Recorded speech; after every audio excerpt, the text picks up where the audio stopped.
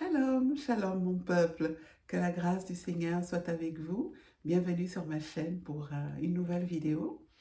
Et aujourd'hui, nous allons nous interroger sur la place de la technologie dans notre vie, la place de la technologie dans notre foi. Car bien que la technologie soit utile et qu'elle ait bouleversé notre vie siècle après siècle, qu'elle a amélioré considérablement notre condition de vie, il faut savoir l'utiliser néanmoins avec sagesse et avec parcimonie. Depuis quelques années, l'IA a fait irruption dans notre vie. Et cette irruption, elle est croissante.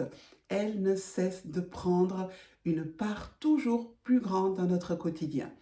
Et aujourd'hui, nous sommes en droit de nous demander si l'IA n'est pas devenue le nouveau Saint-Esprit des chrétiens. L'intelligence artificielle est un outil pratique pour apprendre, trouver des idées, organiser ses pensées, trouver des informations, mais c'est un outil humain qui a été construit avec des données humaines. Bien que les croyants profitent eux aussi des avancées technologiques de la société, nous constatons ces derniers temps que l'utilisation de l'intelligence artificielle va au-delà de ce qui est raisonnable. Il y a un engouement dangereux parce que il y a une tendance à s'approprier et à utiliser cela comme un outil qui aurait réponse à toutes nos questions, y compris spirituelles. Or, je l'ai dit au début de la vidéo, l'intelligence artificielle est un outil qui a été construit à base de données humaines. Donc, elle reste un outil purement humain et non pas un outil spirituel. La technologie n'a jamais été l'ennemi de l'homme lorsqu'elle est utilisée avec sagesse, lorsqu'elle est utilisée à bon escient. Et nous avons vu cela avec l'émergence des réseaux sociaux. C'était merveilleux de pouvoir rencontrer des personnes du monde entier.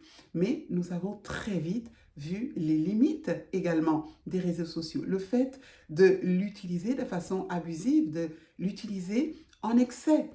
Nous avons pu constater que cela amenait une dépendance, un isolement et une déshumanisation. Donc, la technologie n'est pas mauvaise en soi. Le problème, c'est l'utilisation que nous en faisons. Aujourd'hui, nous utilisons l'IA pour tout. De simples outils informatifs, c'est devenu quelque chose d'incontournable dans nos vies. Certains l'utilisent comme un guide quotidien et y ont recours pour absolument toutes les questions qu'ils se posent. D'autres l'utilisent pour des recettes de cuisine, pour des conseils dans tous les domaines de leur prédilection. Les élèves, les étudiants l'utilisent pour leurs cours, leurs examens, aux grandes dames des professeurs qui sont parfois obligés de sanctionner le peu de travail, le peu d'initiative parce qu'ils reconnaissent que la production a été faite via l'IA. Et les croyants eux-mêmes l'utilisent à des fins spirituelles pour trouver des informations lorsqu'ils font des recherches sur la Bible et d'autres thématiques spirituelles. Là où la chose se corse, c'est lorsque les ministères s'en remettent exclusivement à l'IA pour la préparation de leurs exhortations, de leurs sermons et de leurs prédications. Et ça, c'est problématique, bien-aimés, parce que aucun outil, aussi perfectionné soit-il, ne peut remplacer le Saint-Esprit. L'intelligence artificielle n'a ni conscience, ni foi, ni sagesse divine, ni discernement. Je sais que beaucoup de personnes n'ont pas eu la chance d'avoir une formation théologique solide et n'ont pas l'habilité, la capacité d'enseigner. Je ne prétends pas que les prédications, les sermons qui sont pertinents sont uniquement ceux qui sont théologiquement bien construits. Moi, je suis enseignante de formation, donc la chose est beaucoup plus facile.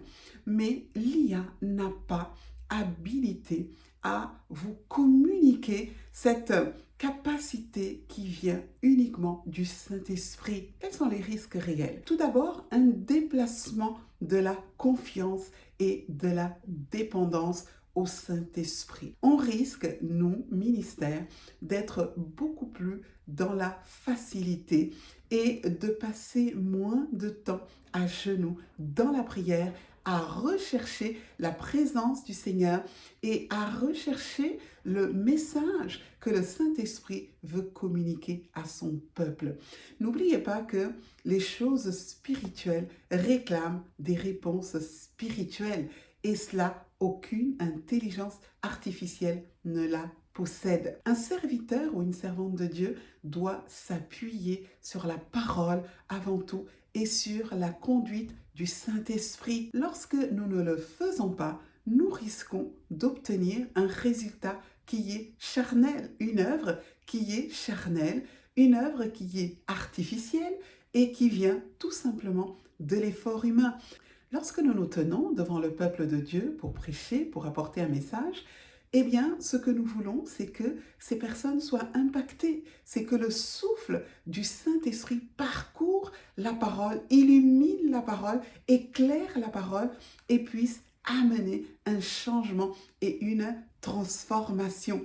Voilà pourquoi chaque ministre du Seigneur doit prendre le temps de passer du temps dans la présence de Dieu pour que ces paroles ne viennent pas de lui, bien qu'elles viennent de son fort intérieur, mais que ces paroles soient chargées en puissance de sorte que son auditeur puisse recevoir la vie lorsqu'il écoutera cette prédication, ce message, ce sermon, cette exhortation. Ensuite, un autre danger, c'est bien sûr la facilité. Ce sont les réponses instantanées.